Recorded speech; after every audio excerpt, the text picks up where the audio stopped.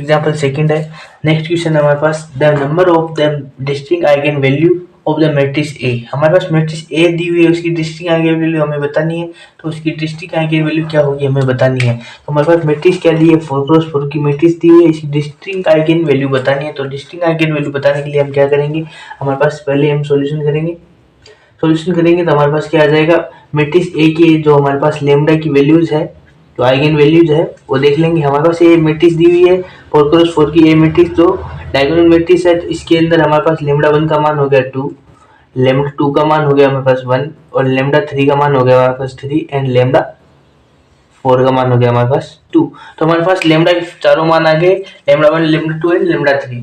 तो हमारे पास हमारा डिस्टिंक्ट आइगन वैल्यू बताने, डिस्टिंक्ट आइगन वैल्यू बताने के लिए हम क्या करेंगे, हमारे पास इसका कहने का अर्थ क्या है कि सेम नहीं होनी चाहिए आइगन वैल्यू, जो अलग अलग आइगन वैल्यू हो, डिस्टिंक्ट आइगन वैल्यू बतानी है। अलग अलग इसमें सेम लेमडा 1 और लेमडा 4 सेम है, तो इसे हम एक ही मानेंगे। तो हमारे पास 3 डिस्टिंक्ट आइगन वैल्यू है वो बतानी है। तो इसके अंदर हमारे पास कितनी डिस्टिंक्ट आइगन वैल्यू है ये हमें बतानी थी। तो हमारे पास इस क्वेश्चन के अंदर 3 डिस्टिंक्ट आइगन वैल्यू है।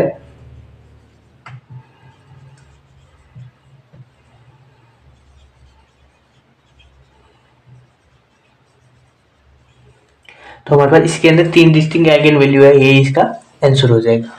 इस प्रकार इस क्वेश्चन को सॉल्यूशन किया जा सकता है। तो हमारे पास ये ऑप्शन भी ले सकते हैं हम। हमारे पास देखिए ऑप्शन ए ले लिया हमने 1, ऑप्शन बी ले लिया हमने 2, ऑप्शन सी ले लिया हमने 3, और ऑप्शन डी ले लिया हमने 5। तो हमारे पास डिस्टिंक्ट आइगन वैल्यू कितनी होगी जी, डिस्टिंक्ट आइगन वैल्यू आ गई 3, ऑप्शन सी करेक्ट हो गया। ठीक है, इस प्रकार हम ऑप्शन भी ले सकते हैं, ऑप्शन सी करेक्ट हो गया। तो अब इस प्रकार की जो क्वेश्चन आते हैं उसके अंदर डिस्टिंक्ट आइगन वैल्यू पूछ लेते हैं, जिसके अंदर हमारे पास नॉन सेम आइगन वैल्यू बतानी होती है, जो सेम नहीं होती है।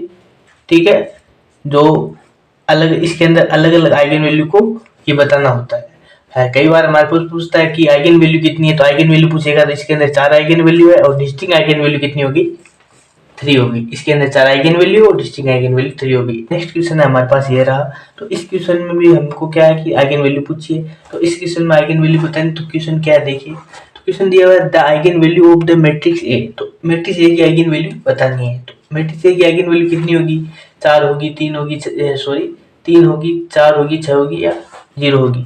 तो इसके अंदर कितनी होगी मैट्रिक्स ए की आइगन वैल्यू। तो मैट्रिक्स ए की आइगन वैल्यू निकालने के लिए हम क्या करें, पहले लेमडा का मान निकालेंगे, उससे हमें पता चल जाएगा मैट्रिक्स ए की आइगन वैल्यू कितनी होगी। तो अब हमारे पास सॉल्यूशन करेंगे। तो हमें पता है कि मैट्रिक्स ए है वो डायगोनल मैट्रिक्स है।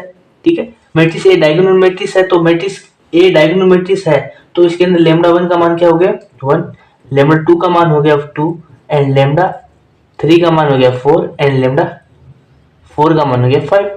तो अब हमारे पास 1 2 3 4 आइगन वैल्यू है।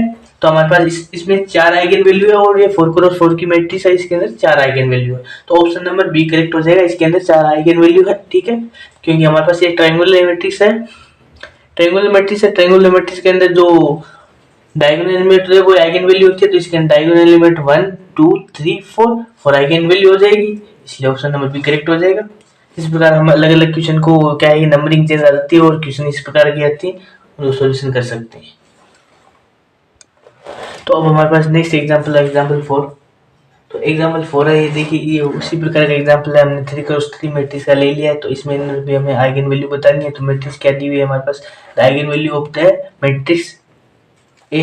तो मैट्रिक्स ए की आइगन वैल्यू बतानी है। तो हमारे पास ये मैट्रिक्स डायगोनल मैट्रिक्स है, तो इसके अंदर जो क्या होती है, इसकी डायगोनल एलिमेंट होते हैं, वही इसकी आइगन वैल्यू होती है। तो इसके अंदर 3 डायगोनल एलिमेंट है, इसके लिए इसकी आइगन वैल्यू भी 3 होगी। तो हम सोल्व करते हैं, देखिए सोल्व करते हैं। तो हमारे पास क्या है कि लेमडा 1 का मान 1 है, लेमडा 2 का मान हमारे पास 4 है, एंड लेमडा 3 का मान हमारे पास 3 है। तो हमारे पास लेमडा 3 का मान 3 है। हमें पता है कि लेमडा की मान कितने हैं, 3 वैल्यू चाहिए हमारे पास लेमडा की। ठीक है, तो लेमडा की वैल्यू हमारे पास 3 आई, तो 3 वैल्यू चाहिए, इसलिए हम क्या कह सकते हैं कि इसकी आइगन वैल्यू कितनी होगी 3। हमारे पास 3 इसकी डिस्टिंक्ट आइगन वैल्यू है, या इसकी आइगन वैल्यू पूछ रहा है 3 eigenvalue, option number C correct हो जाएगा। इसकी आइगन वैल्यू कितनी होगी 3। ठीक है।